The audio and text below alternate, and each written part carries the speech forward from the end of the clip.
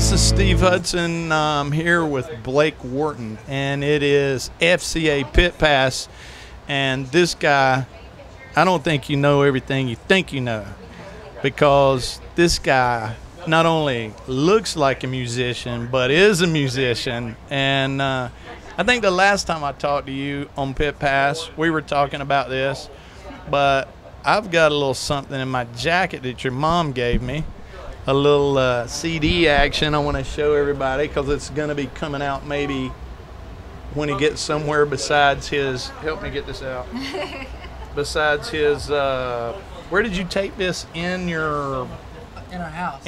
In your house. In the living room. In the living room. Got to make the most of your square footage, right? But as your mom said, it's not fully ready. It's just kind of you putting your talent on. It's called Appeal to Heaven. I'm going to listen to it on the way home. I can't wait to listen to it. But she said it's got a lot of theology in it. How do you know so much about theology at your young age?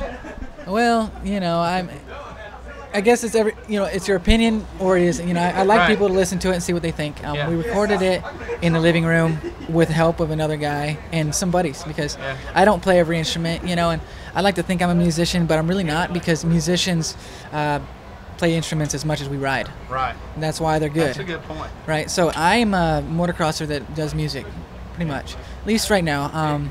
Maybe one day I'll be able to pursue music a little further and see where it takes me. Yeah. But yeah, I like to use themes that I've kind of listened to or heard.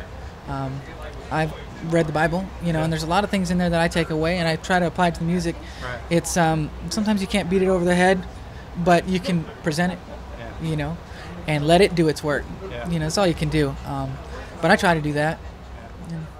Now, as you're at home and the first, I don't know how many races, 6 races the West Coast does, and then bam, we go East Coast last week.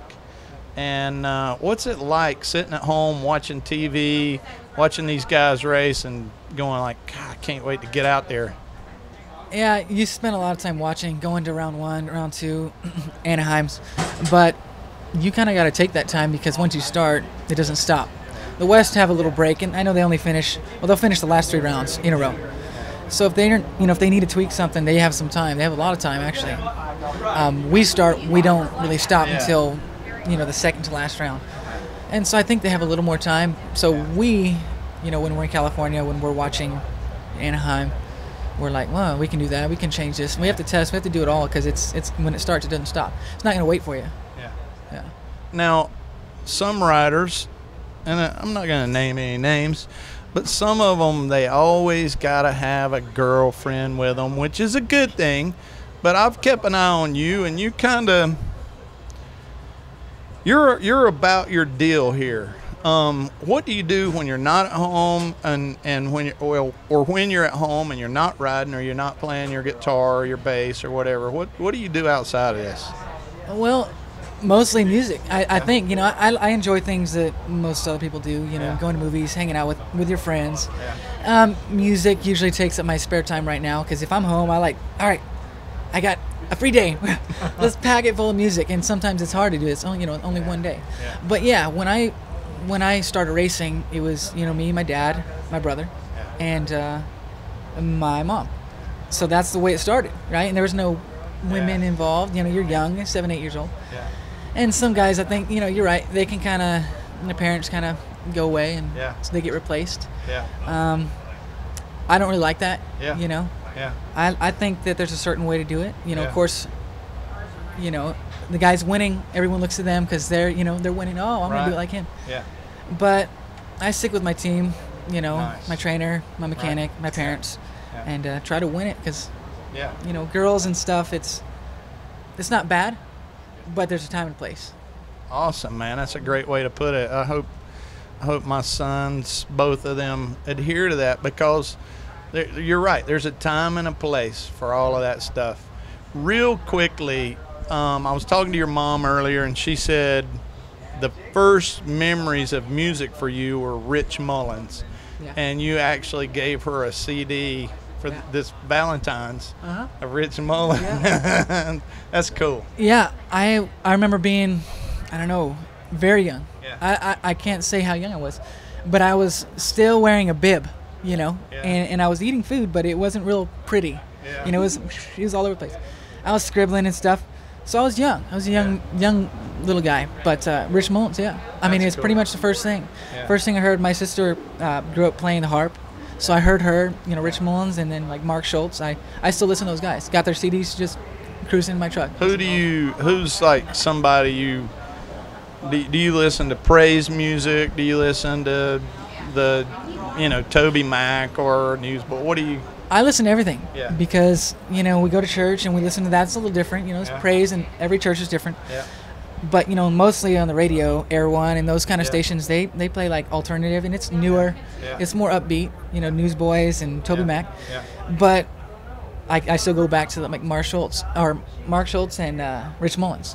You know, and you still hear those guys, but they're older. Those are, you know, and so they're not played quite as much anymore. I don't think it would be considered cool and hip. But it definitely was true. You know, you can't beat it. It's good stuff. Now, on a full day like today, what time did you get here? Like 9:30, 10 o'clock, right around in there? 9:30. And so it's about 6 o'clock now, and you have probably about an hour and a half until you're racing, and then the main event's at 9:30. This is a long day. Autographs, interviews, shaking hands, kissing babies, eating right, trying to get some rest. We appreciate you doing this, but on a day like today, how do you just stay like focused and ready? Well, you know, you try to be ready and focused all day, but you know what time you race, and so there's a little time to kind of like relax and let go for a minute. But you walk outside, you're at the race. I mean, you can't escape it. It's an all-day deal, and it's a long day, and it's tiring. You know, I'd go take a nap right now if I wasn't racing. You know, and if I thought that would be good. But you know, you got to keep on it all day, because you know, you can't let it go. If you let it go, you're gonna lose it. But you know, obviously, heat race in Maine, that's where it really counts. And you like to do it all the time. You be the fastest one, be the best. But if you can be there for the main, you know, 9 o'clock, like you said, late, that's really where it matters. You know, gate drops, you got to be ready. So make sure you're awake, drink some coffee. Listen, man, thank you very much for doing this, and we appreciate you as a Christian, as a believer, and we pray that your talents get blessed with the music thing. Thanks a lot. Thank you. Yep.